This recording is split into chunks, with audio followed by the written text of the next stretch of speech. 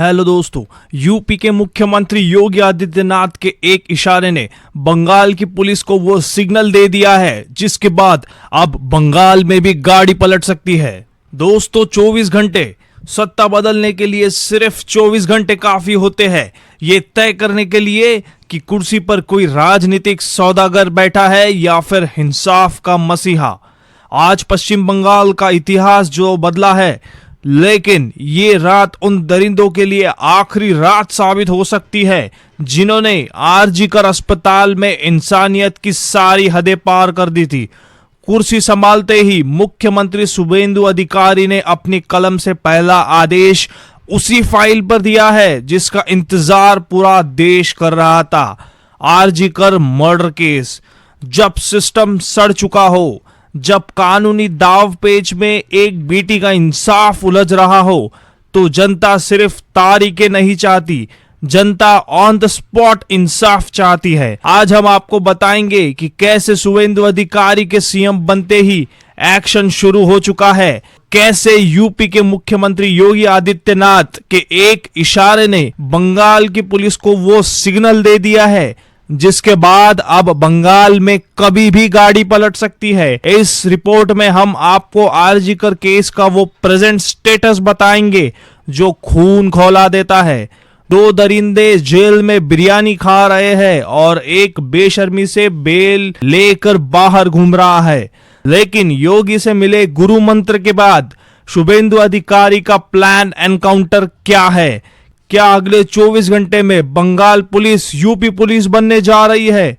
अपनी जगह से मत हिलेगा क्योंकि आज इंसाफ का बुलडोजर चलने वाला है। दोस्तों, उससे पहले एक छोटी सी रिक्वेस्ट, अगर आपने इस वीडियो को अब तक लाइक नहीं किया है तो लाइक करके चैनल को सब्सक्राइब कर दीजिएगा। चलिए आगे देखते हैं। इस पूरे एक्शन प्लान की पटकथा आज सुबह ही लिखी जा चुकी थी जब कोलकाता के ब्रिगेड परेड ग्राउंड में शपथ ग्रहण समारोह चल रहा था। आपने देखा होगा कि कैसे शुभेंदु अधिकारी ने मुख्यमंत्री पद की शपथ ली, लेकिन जो कैमरे के पीछे साइकोलॉजी है उसे समझिए। मंच पर देश भर के दिग्गज थे, लेकिन शुभेंदु की नजरें सिर्फ एक खास शख्स की खोज कर रही थी। वो शख्स जो भारत में जीरो टॉलरेंस और त्वरित न्याय का सबसे बड़ा ब्रांड बन चुका है, योगी आदित्यनाथ।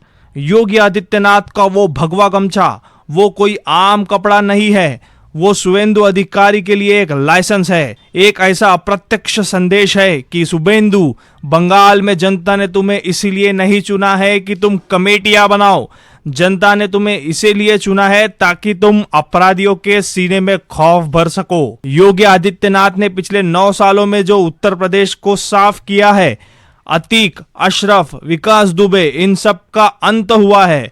यूपी पुलिस का वो स्पेशल टास्क फोर्स मॉडल, जहां अगर अपराधी पुलिस की बंदूक छीनकर भागने की कोशिश करता है तो पुलिस जवाब में फूल नहीं बरसाती, गोलियां दाग देती है। आज जब योगी ने शुभेंदु के कंधे पर हाथ रखा तो दरअसल उन्होंने बंगाल में उसी एनकाउंटर मॉडल की नींव रख दी और इसका सबसे पहला टारगेट भी तय हो चुका है। दोस्तों, आरजीकर के दरिंदे। मुख्यमंत्री की कुर्सी पर बैठते ही शुभेंदु अधिकारी ने जो सबसे पहली फाइल मंगवाई है वो आरजीकर केस की है और उस फाइल का प्रेजेंट स्टेटस पढ़कर किसी भी इंसान का खून खौल उठेगा। एक युवा डॉक्टर जिसके साथ ऐसी दरिंदगी हुई जिसे पूरे देश को रुला दिया, महीनों बीत गए हैं, सीबीआई जांच, कोर्ट के चक्कर, लेकिन न्याय कहाँ है?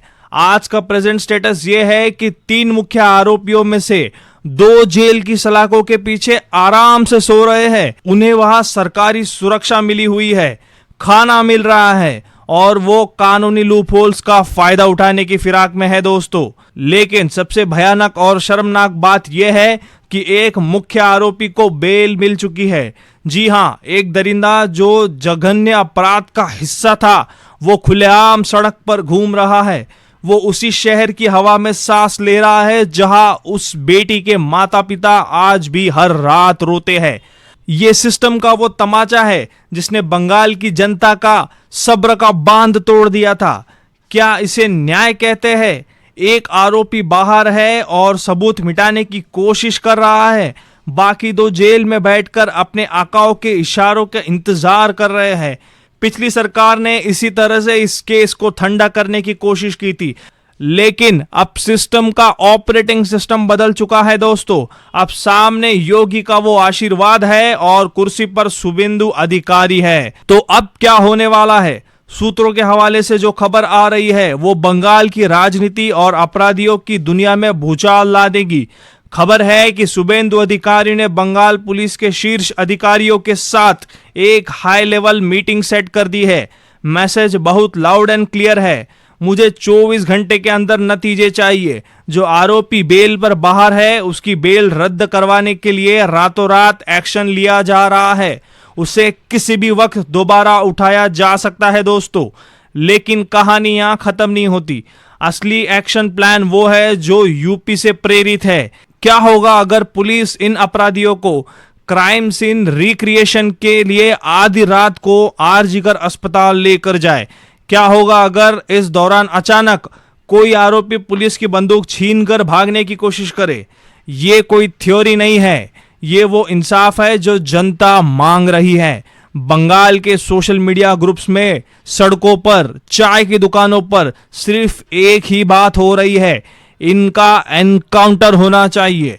योगी आदित्यनाथ ने यूपी में साबित किया है कि जब अपराधी पुलिस पर गोली चलाता है तो पुलिस उसे जिंदा नहीं छोड़ती। शुभेंदु अधिकारी जानते हैं कि अगर उन्होंने आरजी करके इन दरिंदों को यूपी स्टाइल में उनके अंजाम तक पहुंचा दिया तो वो हमेशा के लिए बंगाल के इतिहास में अमर हो जाएंगे। ये सिर्फ एक मर्डर केस का फैसला नहीं होगा, ये बंगाल की हर बेटी के लिए एक सुरक्षा कवच का ऐलान होगा दोस्तों। 15 साल के कुशासन, सिंडिकेट राज और महिलाओं पर अत्याचार के बाद बंगाल अब एक ऐसे मुहाने पर खड़ा है जहां से सिर्फ और सिर्फ न्याय का रास्ता निकलता है।